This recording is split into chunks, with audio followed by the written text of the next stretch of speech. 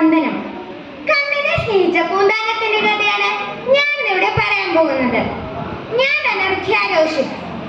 കൃഷ്ണ കൃഷ്ണ മുകുന്ദ ജനാർദ്ദന, കൃഷ്ണ ഗോവിന്ദ നാരായണ ഹരേ, അച്യുതാനന്ദ ഗോവിന്ദ മാധവ, സച്ചിദാനന്ദ നാരായണ ഹരേ.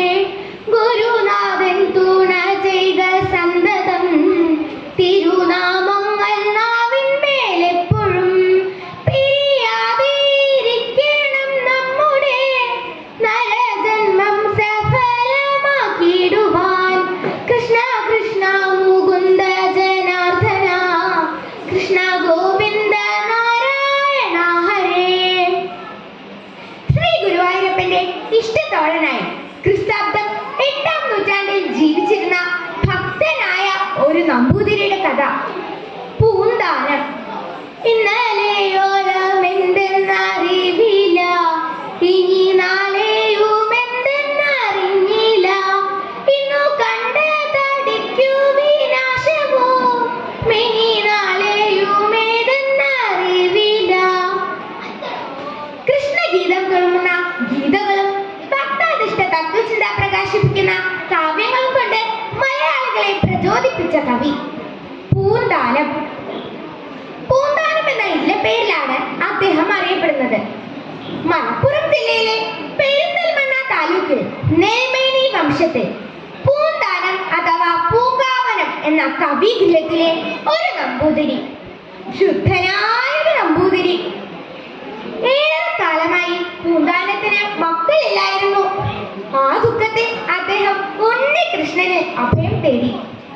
ഉണ്ണികൃഷ്ണൻ മനസ്സിൽ കളിക്കുമ്പോൾ ഉണ്ണികൾ മറ്റു വേണമോ മക്കളായി.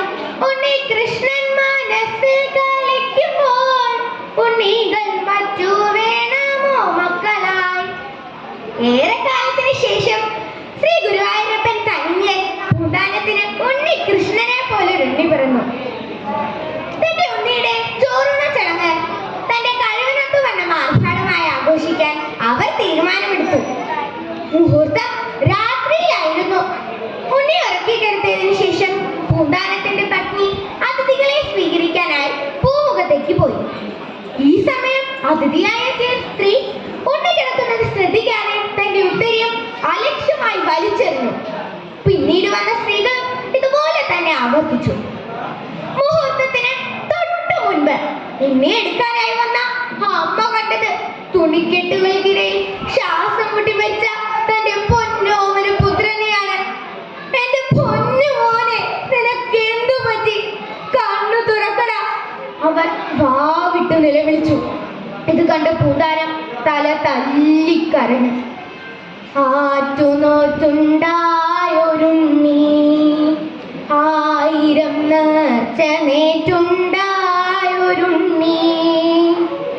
ആദി സമ്മാനിച്ചു പോയോ എന്നാരോമലാം പൊന്നുണ്ണി. പുത്രവിയോഗം പൂന്താനത്തിനെ ആകെപ്പാടെ ഉലച്ചു. പുത്രവിയോഗത്തിന് ശേഷം അദ്ദേഹം തീർത്തും വിരക്തനായി. ആ ദുഃഖത്തിൽ ഉള്ളൊരുകി എഴുതിയതാണത്രേ ഈ ശ്ലോക ജീവിതത്തിന്റെ നശ്വരത വെളിപ്പെടുത്തുന്ന ജ്ഞാനപ്പാന. കണ്ടു കണ്ടങ്ങിരിക്കും ജനങ്ങളെ, കണ്ടില്ലെന്നു വരുത്തുന്നതും ഭവാൻ. 2-4 ദിനം കൊണ്ടൊരുത്തനെ തണ്ടിലേക്ക് നടത്തുന്നതും ഭവാൻ. മാളിക മുകളേറിയ മന്നന്റെ തോളിൽ മാറാപ്പൂ കേറ്റുന്നതും ഭവാൻ. മാളിക മുകളേറിയ മന്നന്റെ തോളിൽ മാറാപ്പൂ കേറ്റുന്നതും ഭവാൻ. കൃഷ്ണ കൃഷ്ണ മുകുന്ദ ജനാർദ്ദന, കൃഷ്ണ ഗോവിന്ദ നാരായണ ഹരേ, അച്യുതാനന്ദ ഗോവിന്ദ മാധവ, സച്ചിദാനന്ദ നാരായണ ഹരേ. അത്യന്തം ദുസ്സഹങ്ങളായ വ്യസനങ്ങൾ നേരിടുന്ന കാലങ്ങളിൽ ജ്ഞാനം കൊണ്ടാണത്രേ ആ വ്യസനം അകറ്റുന്നത്. കൃഷ്ണ ഗുരുവായൂരപ്പ. ഇത്രയും പറഞ്ഞുകൊണ്ട് ഞാൻ എന്റെ കൊച്ചു കഥ അവസാനിപ്പിക്കുന്നു. നന്ദി.